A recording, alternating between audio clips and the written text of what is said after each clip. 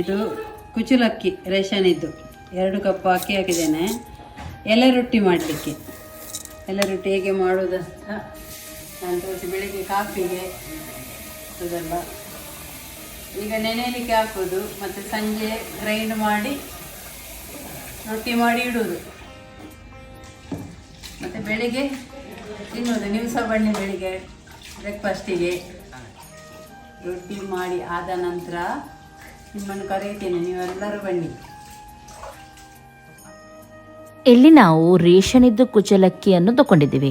ನೀವು ಒಮ್ಮೆಲೆ ನಿಮ್ಮ ಮನೇಲಿ ರೇಷನ್ ಕುಚಲಕ್ಕಿ ಇಲ್ಲದಿದ್ದರೆ ನಾರ್ಮಲ್ ಯಾವುದಾದ್ರೂ ಕುಚಲಕ್ಕಿ ಬಾಯ್ಲ್ಡ್ ರೈಸ್ ಇರುತ್ತೆ ನೋಡಿ, ಅದನ್ನು ನೀವು ಯೂಸ್ ಮಾಡ್ಬೋದು. ಅದರಿಂದ ತುಂಬ ಚೆನ್ನಾಗಾಗತ್ತೆ.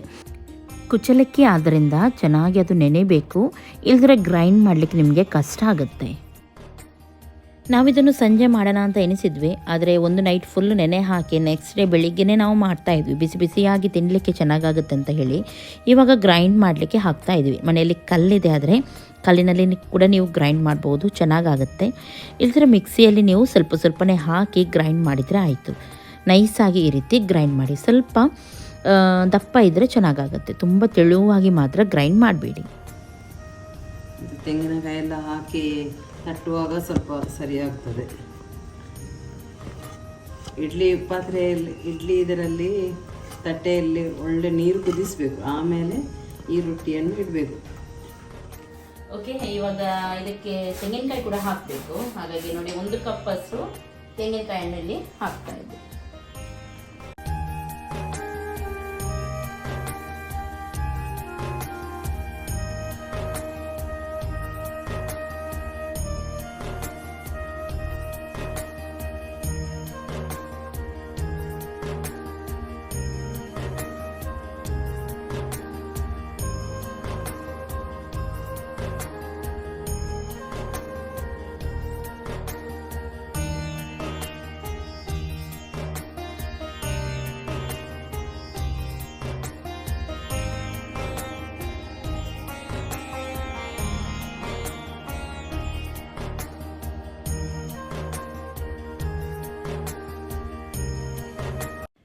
ಓಕೆ ನೋಡಿ, ತುಂಬ ಸಿಂಪಲ್. ಇವಾಗ ಕೈಯಿಂದ ಹೀಗೆ ತೆಗೆದು ಇದನ್ನು ಸ್ವಲ್ಪ ಕೈಗೆ ನೀರು ತಾಗಿಸಿ ನೀವು ತಟ್ತಾ ಹೋದರೆ ಆಯಿತು. ಇದನ್ನು ಆದಷ್ಟು ತೆಳುವಾಗಿ ತಟ್ಟಿ, ಆವಾಗ ಚೆನ್ನಾಗಾಗುತ್ತೆ. ತುಂಬ ದಪ್ಪವಾಗಿ ಮಾಡಲಿಕ್ಕೆ ಹೋಗಬೇಡಿ. ನೋಡಿ ಹೀಗೆ. ನಿಮಗೆ ಬೇಕಿದ್ರೆ ಇದಕ್ಕೆ ಬೆಲ್ಲ, ಸಕ್ಕರೆ ನೀವು ಸೇರಿಸ್ಬೋದು, ಅಥವಾ ತೆಂಗಿನಕಾಯಿ ಸ್ವಲ್ಪ ಜಾಸ್ತಿ ಹಾಕ್ಬೋದು. ತುಂಬ ರುಚಿಯಾಗಿ ಬರುತ್ತೆ ಇದು. ಸಾಂಬಾರಿಗೆಲ್ಲ ಉಂಟು ನೋಡಿ, ತುಂಬ ಟೇಸ್ಟ್ ಆಗುತ್ತೆ. ಹಾಗೂ ಬೇಗನೆ ಆಗುತ್ತೆ ಇದು ಮಾಡಲಿಕ್ಕೆ, ತುಂಬ ಟೈಮ್ ತಾಗೋದಿಲ್ಲ. ಒಂದು ರೊಟ್ಟಿ ತಿಂದರೂ ನೋಡಿ ಎಷ್ಟು ದೊಡ್ಡದಾಗುತ್ತೆ. ಒಂದು ರೊಟ್ಟಿಯಲ್ಲೇ ಹೊಟ್ಟೆ ತುಂಬುತ್ತೆ. ಹಾಗಾಗಿ ಇದು ಕೆಲಸ ತುಂಬ ಸುಲಭ. ದೋಸೆ ಅದೆಲ್ಲ ಮಾಡುವಾಗ ತುಂಬ ಹೊತ್ತದಾಗುತ್ತೆ. ಇದು ನಿಮಗೆ ಈಸಿ ಆಗುತ್ತೆ, ಹಾಗಾಗಿ ನಾನು ಇದನ್ನು ತೋರಿಸ್ತಾ ಇದ್ದೀನಿ. ಅಕ್ಕಿ ನೆನೆ ಹಾಕಲಿಕ್ಕೆ ಒಂದು ಕೆಲಸ ಬಿಟ್ಟರೆ, ಅಂದರೆ ಅದೊಂದು ಟೈಮ್ ಬಿಟ್ಟರೆ, ಮತ್ತು ಇದುಂಟು ನೋಡಿ, ಒಂದು 10 ನಿಮಿಷದಲ್ಲಿ ನಿಮಗೆಲ್ಲನೂ ಆಗಿ ಹೋಗುತ್ತೆ ಬೇಗ. ಹಾಗಾಗಿ ದಿಢೀರಾಗಿ ಬ್ರೇಕ್ಫಾಸ್ಟ್ ಮಾಡಲಿಕ್ಕಿದ್ರೆ, ಅಥವಾ ಏನಾದರೂ ಸ್ಪೆಷಲ್ ಆಗಿ ಡೈಲಿ ಒಂದೇ ತಿಂದು ಬೋರ್ ಆಗಿದ್ದರೆ ಇದು ನಿಜವಾಗ್ಲೂ ನಿಮಗೆ ಇಷ್ಟ ಆಗುತ್ತೆ. ಹೆಲ್ದಿಯಾದ ರೆಸಿಪಿ, ಚೂರು ಕೂಡ ಆಯಿಲ್ ಏನು ಕೂಡ ಇದಕ್ಕೆ ಇದಾಗೋದಿಲ್ಲ. ಹಾಗಾಗಿ ನಾನು ಹೇಳೋದು ಇಂಥದ್ದು ನೀವೆಲ್ಲರೂ ಟ್ರೈ ಮಾಡಿ ಅಂತ ಹೇಳಿ.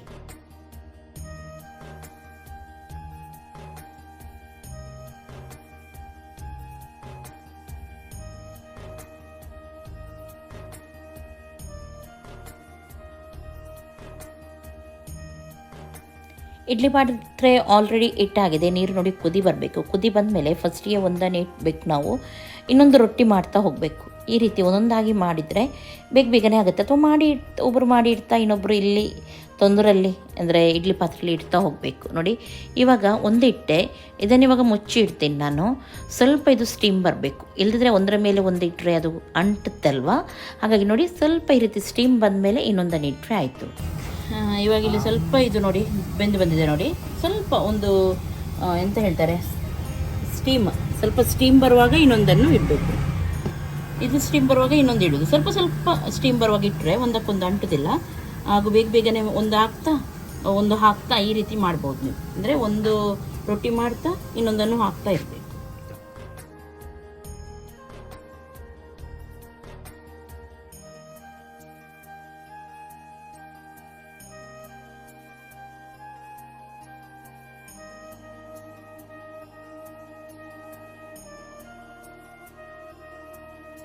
ನೋಡಿದ್ರಲ್ಲ, ಒಂದು ಸ್ವಲ್ಪ ಬಿಸಿ ಆಗುವಾಗ ಇನ್ನೊಂದನ್ನು ಅದರ ಮೇಲೆ ತಟ್ಟುತ್ತಾ ಇಡ್ತಾ ಹೋದರೆ ಆಯಿತು. ಈ ರೀತಿ ನೀವು ಸ್ವಲ್ಪ ದೂರ ದೂರ ಒಂದು ಕ್ರಾಸ್ ಮಾಡಿ ಇಡಬೇಕು. ಆವಾಗ ಅದು ಎಲ್ಲಕ್ಕೂ ಸ್ಟೀಮ್ ತಾಗಿ ಚೆನ್ನಾಗಿ ಬೇಯುತ್ತೆ, ಹಾಗೂ ಬೇಗನೆ ಆಗುತ್ತೆ. ತೆಳುವಾಗಿ ಮಾಡೋದ್ರಿಂದ ಬೇಗ ಬೇಯುತ್ತೆ. ಸರಿಯಾಗಿ ಕೆಳಗಡೆ ತನಕ ಬೆಂದ ಮೇಲೆ ಎಲ್ಲನೂ ಇವಾಗ ತಣ್ಣಗೆ ಮಾಡಲಿಕ್ಕೆ ನಾವು ಇಡ್ತಾ ಇದ್ದೀವಿ. ಎಲ್ಲ ಬೆಂದಾಗಿದೆ, ಇವಾಗ ನೋಡ್ಬೋದು ನೀವು, ಚೆನ್ನಾಗಾಗಿದೆ. ಇವಾಗ ಇದನ್ನು ನಾವು ಹೊರಗಡೆ ತೆಗಿತಾ ಇದ್ದೀವಿ. ಇದು ತಾನಾಗಿ ಎದ್ದು ಬರುತ್ತೆ ಸೈಡಿಂದ, ನೋಡ್ಬೋದು ನೋಡಿ. ಈ ರೀತಿ ತುಂಬ ಕಷ್ಟನೂ ಇಲ್ಲ ತೆಗಿಲಿಕ್ಕೆ, ತುಂಬ ಸುಲಭ ಉಂಟು, ಸಿಂಪಲಲ್ಲಿ ಆಗುತ್ತೆ ನಿಮಗಿದು ನೋಡಿ. ಬಾಳೆ ಎಲೆಯಲ್ಲಿ ಮಾಡಿದ್ದು ರುಚಿಯಾಗಿರುತ್ತೆ, ಹೆಲ್ದಿಯಾಗಿರುತ್ತೆ. ಹಾಗಾಗಿ ನೀವು ಟ್ರೈ ಮಾಡಿ. ಓಕೆ, ಇವಾಗ ಬೆಳಗಿನ ತಿಂಡಿ ರೆಡಿ ಆಯಿತು. ತುಂಬ ಸಿಂಪಲ್ ಇದು ಮಾಡಲಿಕ್ಕೆ, ಇಲ್ಲದಿದ್ರೆ ತುಂಬ ಹೊತ್ತು ಹಿಡಿಯುತ್ತೆ ನೋಡಿ. ಇದು ಬೇಗನೆ ನೀವು ಈ ರೀತಿ ಎಲೆ ಎಲ್ಲ ಇದ್ದರೆ ಮಾಡ್ಬೋದು. ಹಾಗೂ ಚಟ್ನಿಯೊಂದಿಗೆ, ಸಾಂಬಾರೊಂದಿಗೆ ಎಲ್ಲ ತಿಂದರೆ ಚೆನ್ನಾಗಾಗುತ್ತೆ. ಬೇಕಿದ್ರೆ ನಿಮ್ಗೆ ಹೀಗೇನೆ ತಿನ್ಲಿಕ್ಕೆ ಬೇಕಿದ್ದಕ್ಕೆ ಸ್ವಲ್ಪ ಸಕ್ಕರೆ ಅಥವಾ ಬೆಲ್ಲ ನೀವು ಹಾಕ್ಬೋದು ನೋಡಿ. ಚೆನ್ನಾಗಿ ಎದ್ದು ಕೂಡ ಬರುತ್ತೆ. ಇದು ತೆಗಿಲಿಕ್ಕೂ ಕಷ್ಟ ಇಲ್ಲ.